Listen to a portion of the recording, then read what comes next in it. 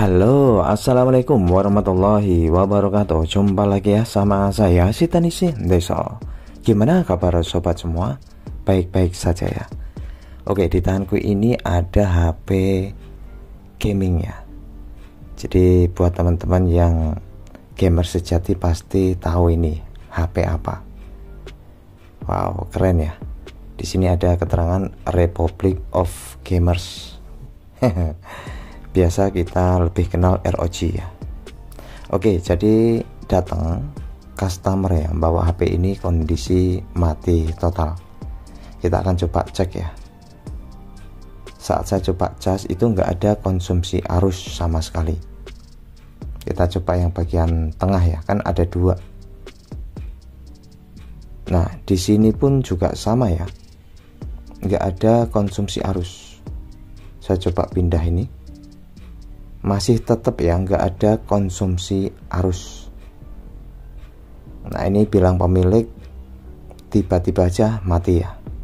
Oke, kalau kita perhatiin ya kronologinya, HP kok bisa-bisanya tiba-tiba mati ya. Jadi ini kan HP gamer ya. Biasanya itu penggunaan gaming secara berlebihan bisa mengakibatkan overheat di bagian RAM CPU-nya. Nah, tentunya dari hal ini bisa mengakibatkan CPU bermasalah sehingga tiba-tiba mati total. Ya, ini saya buka ya untuk bagian backdoor-nya. Wow, ini penampakannya ya. Jadi ROG Phone 5. Ini ROG sekarang sampai berapa ya? Teman-teman yang paham bisa infoin di kolom komentar ya. Ya, saya akan buka untuk baut-bautnya. Jadi untuk ROG ini letak bagian mesin itu di bagian tengah ya. Dan biasanya double deck. Ya, ini ada semacam pengait ya atau penahan untuk bagian konektor apa ya ini, mungkin NFC ya, atau mungkin lampu untuk apa, menghias di back cover belakang ya. Ya, ini saya akan buka baut-bautnya ya. Jadi buat teman-teman yang punya HP gamers atau ROG ya sebaiknya sewajarnya untuk penggunaan gamenya, karena jangan mentang-mentang HP khusus game ya lalu di gaspol sehingga bisa overheat dan berakibat mati total. Nah, ini saya buka ya untuk kalengnya. Lalu ada beberapa konektor yang terhubung. Ini masih ada bautnya, saya akan lepaskan. Dan teman-teman bisa perhatiin itu ya baterainya. Baterainya tuh ada dua, tersambung satu sama lain. Oke, ini masih ada pengait juga ya. Kita lepaskan ya. Jenisnya ini untuk merapikan ya. Jadi memang untuk konsep dari ROG ini menarik ya. Wow, banyak banget fleksibel yang terhubung. Kita coba lepaskan untuk di bagian sini dulu ya. Saya akan buka ininya. Nah, ini. Lalu kalau saya perhatiin ini masih belum ada garapan ya kayaknya ya. Namun ya sekilas kita hanya memperhatiin dari luarnya dulu.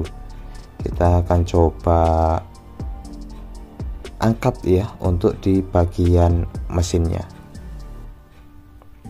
Saya lepaskan dulu untuk beberapa konektor penghubungnya. Lalu ini ada semacam kabel konverter ya. Oke, ini dia. Lalu kita akan jengatkan untuk di bagian mesinnya. Rada susah ya, pelan-pelan saja ya, karena ini tuh serba fleksibel untuk penghubungnya. Nah ini masih tersambung ya, kayak ada fleksibel penghubung ya, mesin atas dan bawah. Nah ini kan masih tersambung ya. Oke, ini mesin bagian atas sudah saya lepas. Saya melihat ini masih lumayan lah ya, masih bersih. Lalu ini bagian bawah kita lepaskan ya, masih ada konektor yang terhubung ya di mesin bawah. Oke, ini seperti ini fleksibelnya pendek aja ya, fleksibel penghubung ya itu. Wow.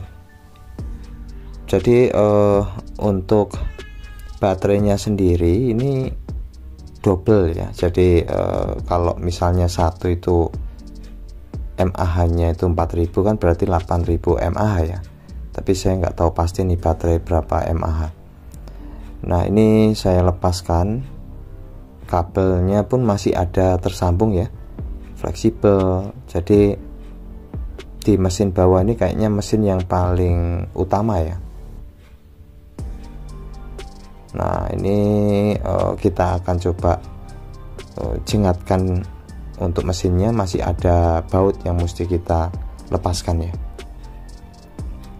Oke, ini untuk mesin bagian bawah ya. Nah ini penutupnya sudah nggak ada ya. Apakah memang begini atau gimana ya? Jadi penutupnya udah nggak ada, penutup kaleng. Dan ini ada dua mesin yang ada di ROG Phone 5. Oke, yang paling utama kita akan cek baterai dulu ya, karena di cas nggak ada respon. Jangan otak-atik mesin dulu, kita pastiin baterainya. Nah ini saya cek dengan multitester digital di setelan 20 ya. Lalu kita tempelkan positif, negatif. Nah ini nggak punya tegangan sama sekali ya. Nah artinya ini kan berarti nggak ada isi, kosong. Saya coba di baterai yang biasa tuh kan, harusnya ini ya ada ya, sedikit pun ada, tapi ini sama sekali nggak ada. Oke, saya akan suntik ya, apakah ada yang cocok? Ya harusnya ada ya, karena untuk aktivator suntik baterai ini sudah ya sedikit lengkap lah ya. Oke, saya akan coba mana ini yang kira-kira pas. Jadi buat teman-teman yang belum punya, ini sangat penting ya, banyak kegunaannya. Nah ini saat saya coba cas nggak respon ya, nggak ada konsumsi arus, tapi lampu LED warna merah. Nah ini artinya nggak bisa diisi ya, nggak bisa disuntik nih. Tuh, harusnya itu warna biru lalu ada konsumsi arus. Ya daripada penasaran, saya akan coba lepaskan ya baterainya ya. Saya curiga ini baterainya bermasalah dan rusak. Nah untuk pencopotan baterai saya biasa bantu dengan cairan thinner. Buat teman-teman yang belum punya cairan thinner, cari di toko bangunan. Itu baik thinner apapun itu bisa ya. Oke, ini saya lepaskan untuk baterainya. Jadi baterai ini satu dan yang lainnya saling terhubung ya. Nah ini masih ada fleksibel yang menghubungkan di baterai yang satunya. Oke, pelan-pelan saja, jangan sampai fleksibelnya robek ya.